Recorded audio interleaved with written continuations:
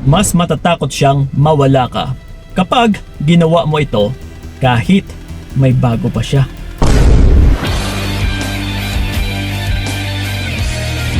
Yes, ito mga utol, seryoso. Na talagang matatakot po siya na mawala ka kapag ginawa mo yung bagay na ito. Tested and proven, kahit sa akin ay nangyari din ito. Na ito din talaga yung pinakahuling baraha kong ginagawa. Until ngayon, no, talagang mas matatakot yung tao, yung partner mo, or yung ex mo kapag hinihiwalayan ka na, kahit may bago pa siya, or kahit inaayawan ka na sa ngayon. Even nga din sa mga nakakausap namin, ay ito at ito din po yung pinapayo ko. Actually, 3 bagay lang naman na I'm pretty sure kayang-kaya nyo po ito kapag pinapagana mo po ang iyong isipan. Ito mga utol, diretsahang sagot, no? Ano nga ba ang dapat nating gagawin? Una sa lahat ay magparaya. Kaya ba? Kuya Kiko, hindi ko kaya. Kailangan mong kayanin, utol. Kasi ito po ang tanging kailangan. Ito po ang tanging solusyon. Kung gusto mong matakot siya at saka balikan ka, no, dahil sa pagkakaroon niya ng takot na mawala ka, talagang babalikan ka niya.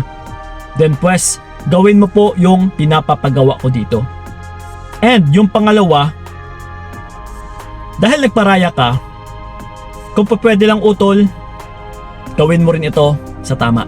Seryosohin mo. Putulin mo ang koneksyon sa taong ito. Putulin mo yung koneksyon mo. Huwag na huwag ka nang makipagkuntakan sa taong ito. Makipag-usap, mang-e-stalk, or kumuha ng atensyon ng taong ito. Itigil mo kaagad-agad, utol. No, kung kami message mo lang sa kanya kanina, or katatawag mo lang sa kanya kanina, and then binabaliwala ka pa rin niya, ine-echapwera niya, ini-ignore niya, then simulan mo sa ngayon, naputulin mo na yung connection mo sa kanya. And yung pangatlo natin, walang iba kundi ayusin mo yung sarili mo, utol. No, kasi ito, no, i-share ko lang sa inyo yung mga nakausap namin. Actually, nakausap ko kahapon. May asawa siya, no? And which is husband. And nung yung nakausap ko is babae. Pero OFW siya, no, doon siya sa ibang bansa. Matagal na siya doon nagtatrabaho. At saka malaki-laki na rin yung naipon niya. Kaya ang ginawa ng babae, nagpundar siya dito sa Pilipinas, and yung husband niya yung namamahala. Meron po siyang grocery store. Okay? So ngayon yung husband niya yung naiwan dito sa Pilipinas. Meron silang 2 anak, no? So pasensya na po ma'am kung naririnig nyo po ito, but nirerespeto ko rin din po yung privacy ninyo. So hindi ko lang isisiwalat yung pangalan syempre. So gusto ko lang bigyan or i-share sa iba, which is isa-summarize ko lang, no? So yun na nga, meron silang 2 anak. But dahil nga din sa lalaki na palagi niyang ginagawa ng paraan para magkaroon din ng ipon yung lalaki, which is yung babae pa yung gumagawa ng paraan. Si lalaki ay naghihintay lang na naghihintay. No? So ngayon, ito nga, dahil sa negosyo ni babae, nagkaroon ng income si lalaki. Siya yung nagmamanage.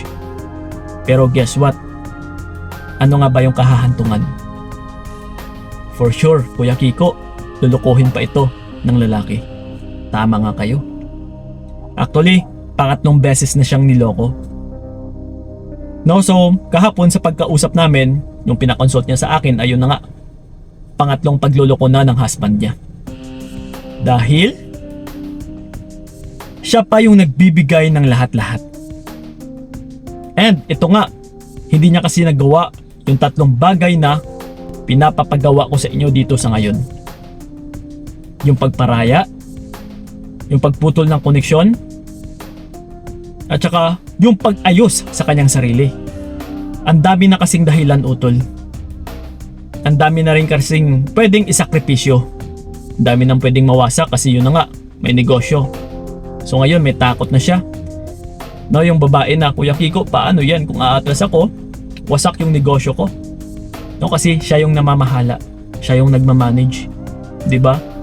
So that's why mga utol, kung pwede lang, hanggat maaari, is wag na huwag kayong mag-invest ng todo-todo sa isang lalaki. Kasi, in return, ano ba yung aasahan mo sa lalaki kung siya nga mismo ay hindi niya kayang tulungan yung kanyang sarili? Ikaw pa yung tumutulong. So that's why, wala ka talagang maaasahan dito. And sa pangatlo, naaayusin yung sarili. Kuya Kiko, actually wala na akong panahon kasi dyan eh. No, kasi nagpo-focus na lang ako dito sa trabaho ko. That's why, wala ring panahon sa'yo yung partner mo. Kasi even nga mismo sa sarili mo ay wala kang panahon. Kaya ganun din ang gagawin ng ibang tao sa'yo. Lalong-lalo na yung partner mo. Wala rin siyang panahon na sa'yo. Nagsisimula po kasi yan utol sa sarili natin. Kung paano natin minamahal, kung paano natin tinatrato, kung paano natin pinapahalagahan yung ating sarili. So dahil nga din sa nasanay ka na nababaliwala mo na ang iyong sarili, and then sa mga maling gawain nag-e-invest ka pa sa partner mo na lalaki ng todo-todo, and hindi ka rin marunong magparaya, talagang mauulit at saka mauulit po na lulukohin ka. Kaya humantong po sa hanggang pangatlong beses na niloloko lang siya ng lalaki. Dahil mali po yung trato na pinapakita ng babae. So sa tatlong bagay na ito na tinuturo ko sa inyo utol, ay hahantong po talaga na matatakot yung isang lalaki na mawala ka. Kapag tinuhanan mo, kapag narinig niyo sa akin kanina yung unang salita ko, kapag sineryoso mo. Kasi seryosong usapan po ito, no? Future mo po yung nakataya dito. Na kung hahayaan mo lang ito, na babaliwalain mo na lang, papalagpasin mo na lang, then for sure, kagaya doon sa nakausap namin, hahantong at saka hahantong pa po yan sa pang-apat na pagloloko, pang-lima, pang-anim, or and so on. Kasi wala namang ginagawang consequences yung babae. Kumbaga pa hinahayaan niya lang, pinapalagpas niya lang, then syempre pagdating sa partner na lalaki na nagloloko ay okay lang naman pala sa babaeng ito. Caring-caring niya naman pala na kahit dalawa sila. Yes, ganun po talaga ang maiisip ng lalaki. So ngayon, kung putulin mo kasi yung koneksyon lahat-lahat utol, nagparaya ka, nagpaganda ka, doon pala kasi sa pagputol mo ng lahat-lahat, nawala na siya kaagad ng reserba.